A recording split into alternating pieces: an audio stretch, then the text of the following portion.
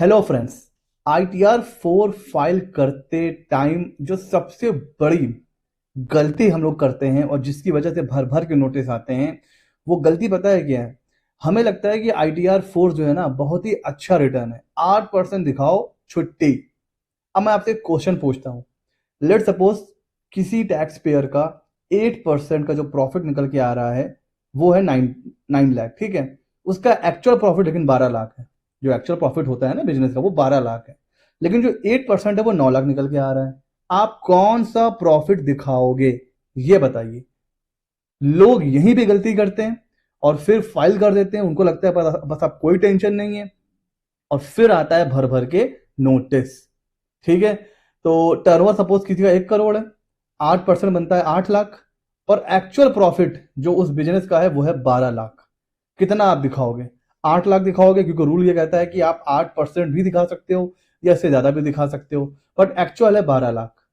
तो देखिए फ्रेंड्स, ये जो 44AD है ना, प्रेजेंटिव टैक्सेशन वाला, ये आया क्यों है इसको समझिए। जब आप इसकी आत्मा समझ लेंगे ना तो सब समझ में आ जाएगा। अब एक एसएससी है जिसका टर्नओवर है 20 करोड़, 30 करोड़, 50 करोड़। एक एसएससी है जिसका टर्नओवर, जिसने अभी भी बिजनेस शुरू करा है, 20 लाख, 50 लाख, 1 करोड़। तो भाई डिपार्टमेंट को यह लगा कि दोनों बराबर तो नहीं हो सकते हैं ना। एक तरफ है जिसका टर्नओवर अच्छा खासा है, जिसके पास पूरा स्टाफ है, जिसको काफी टाइम हो गया है बिजनेस करते हुए, वो प्रॉपर बुक्स ऑफ अकाउंट भी मेंटेन कर सकता है, अकाउंटिंग भी चल रही है, सब कुछ अच्छा है, प्रॉफिट भी है, वो स्टाफ रख भी सकता है, प्रोफेशनल भी हायर कर सकता है। एक बिजनेस है जो भी नया नया शुरू हुआ है, वो बेचारा अपने बिजनेस पे फोकस करेगा कि उठा करके प्रोफेशनल हायर करे, टेंशन ले। तो उनके लिए एक स्कीम आ गई, प्रेजेंटिव टैक्सेशन का एक सेक्शन आ गया कि भाई जो भी आपका टर्नओवर है ना, बैंक में है, बैंक की कंडीशन सेटिस्फाई हो रही है 6%, कैश में है तो 8%, ये दिखाइए, बुक्स ऑफ अकाउंट आपको मेंटेन नहीं करना है। तो 44AD जो है ना, वो बेसिकली रिलीफ देने के लिए आया है कि आपको डिटेल एक बुक्स ऑफ अकाउंट मेंटेन नहीं करना है, आपको बस टर्नओवर की डिटेल मेंटेन करनी है। टर्नओवर आप दिखाइए, उसका 6% या 8% या उससे ज्यादा है तो आप उसको शो करिए और आराम से चिल करिए। लोग क्या करते हैं सर? लोग ये करते हैं, एक्चुअल प्रॉफिट वो आ रहा होता है, पहले पहले की बात करें तो 7 लाख से ऊपर टैक्सेबल होता था, इस साल तो 12 लाख है। तो लास्ट ईयर तक लोग क्या करते थे कि एक्चुअल प्रॉफिट है 8 लाख, 9 लाख, 10 लाख, लेकिन क्योंकि 7 लाख से ऊपर टैक्स लग जाता है तो वो क्या करते थे, 8% दिखा दिया, 9% दिखा दिया, वो 7 लाख के नीचे आ रहा है, कोई टैक्स नहीं आ रहा है, आईटीआर फाइल हो गया। बाद में जब बुक्स ऑफ अकाउंट बनाते हैं लोन के लिए, बैंक में लगाना है या कहीं लगाना है, वहां प्रॉफिट कुछ और दिखा देते हैं। ठीक है, इस केस में एक जो केस हुआ था शिवानी बिल्डर वर्सेस आईटीओ, जिसमें ये था कि एक्चुअल जो प्रॉफिट था वो ज्यादा था और 8% जो निकल के आ रहा था वो कम निकल के आ रहा था। नोटिस आता है, एसएससी कहता है कि मैंने कंप्लाई किया हुआ है 44AD का, आईटीआर 4 फाइल करा हुआ है, 8% दिखाया है, मैं दिखा सकता हूं, मैंने दिखाया है, और मैं मुझे नोटिस मतलब मुझे टैक्स पे नहीं करना है, मुझे पेनाल्टी पे नहीं करना है। लेकिन 44AD की वर्डिंग अगर आप ध्यान से पढ़ोगे, उसका जो मतलब निकल रहा है ना सर, वो ये कहता है कि 8% और 6% ये मिनिमम है, इससे नीचे अगर आप दिखाओगे ना तो आपको टैक्स ऑडिट करवाना पड़ेगा। ये मिनिमम परसेंटेज है, मैक्सिमम नहीं है। मैक्सिमम तो कितना भी हो सकता है, 20, 30, 40, जितना भी आपका एक्चुअल हो। तो भाई 8-6% और actual profit whichever is higher यहां मान के चलो, लिखा नहीं है लेकिन लॉ का मतलब यही निकल रहा है। तो अब वहां पर जो एसएससी था शिवानी बिल्डर्स और आईटीओ के केस में, एक्चुअल प्रॉफिट क्योंकि ज्यादा था तो एओ ने उस एक्चुअल प्रॉफिट पर टैक्स निकाला, और फिर जो भी इंटरेस्ट पेनाल्टी लगी वो सब लगा और देना पड़ा, क्योंकि एओ यहां पर सही था, इनकम टैक्स डिपार्टमेंट यहां पर सही था। क्योंकि अगर आपका एक्चुअल प्रॉफिट ज्यादा है ना तो फिर आप 8% या 6% दिखा करके छूट नहीं ले सकते हैं। 44AD आपको कुछ चीजों की राहत देता है कि बुक्स ऑफ अकाउंट आपको मेंटेन नहीं करना है, डिटेल रिकॉर्ड मेंटेन नहीं करना है, उन चीजों से राहत देता है। ये आपका टैक्स छुपाने का, इनकम छुपा के टैक्स कम पे करने का रास्ता नहीं निकल जाता है। तो देखिए, कुछ एक आध ऐसे केसेस हो सकते हैं जहां पर बुक्स ऑफ अकाउंट मेंटेन नहीं है और प्रॉफिट एक्चुअल निकालना प्रैक्टिकली पॉसिबल नहीं है। वहां पर अगर आप 8% या 6% दिखाते हो और नोटिस आता है, तब तो आप बच सकते हो। लेकिन आज के टाइम में, इस दौर में, कोई ऐसा बिजनेस नहीं है जिसका एक्चुअल प्रॉफिट ना निकाला जा सके। कोई भी ऐसा बिजनेस नहीं है। अगर एओ चाहे तो आपका एक्चुअल प्रॉफिट निकाल सकता है।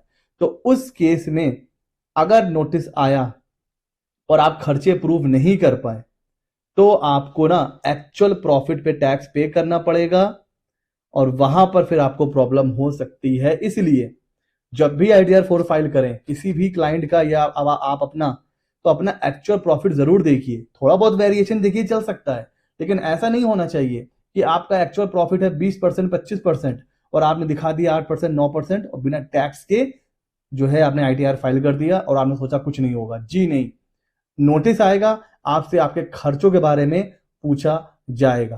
तो किन किन चीजों को ध्यान रखना है सर? बैंक डिपॉजिट ध्यान रखिए, टर्नओवर यहीं से निकलता है। जीएसटी का टर्नओवर बहुत जरूरी है। अगर जीएसटी में निल है, आपने इनकम टैक्स में टर्नओवर दिखा दिया, जीएसटी का नोटिस पक्का है सर। ऐसा ना हो कि आपने लोन के लिए, क्योंकि अब जितना ज्यादा प्रॉफिट उतना ज्यादा लोन मिल जाता है। लोग क्या करते हैं, आईटीआर को गया भाड़ में, सीधे दिखाते हैं profit and loss higher amount में। तो भाई आपका जो प्रॉफिट एंड लॉस का जो प्रॉफिट है ना, वो आईटीआर से मैच करना चाहिए। 26 एआईएस और कैपिटल अकाउंट की भी बड़ा इंपॉर्टेंट है।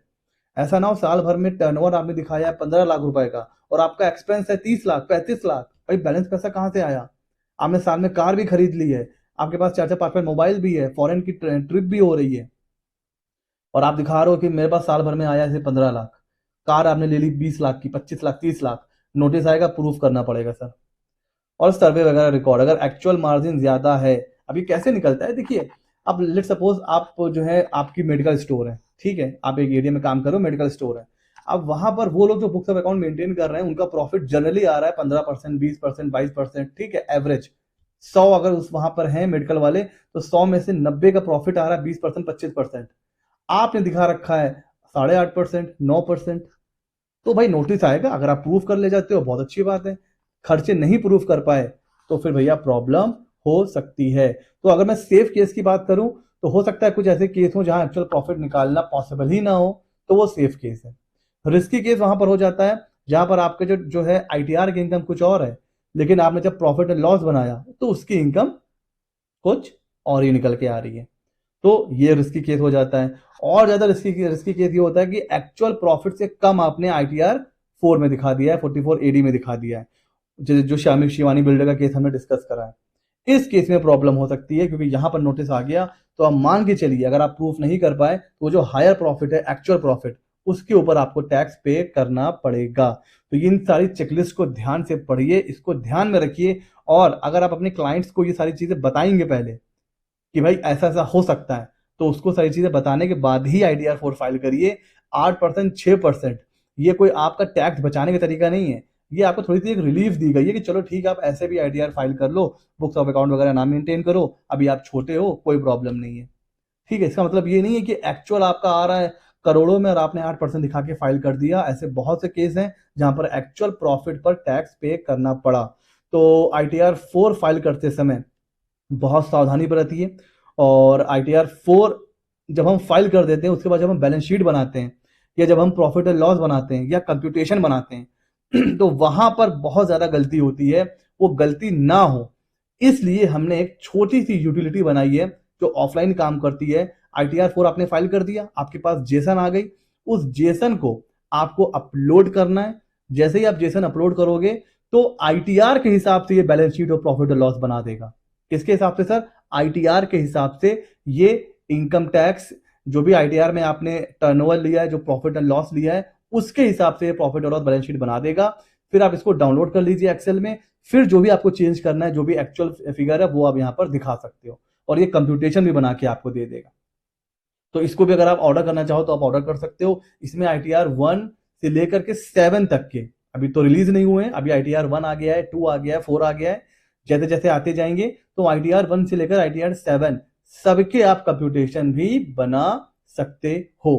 कैसा लगा वीडियो में जरूर बताइएगा। ऐसे ही इंटरेस्टिंग वीडियोस के लिए हमारे चैनल को सब्सक्राइब कर लीजिए। मिलते हैं अगले नॉलेजेबल वीडियो में।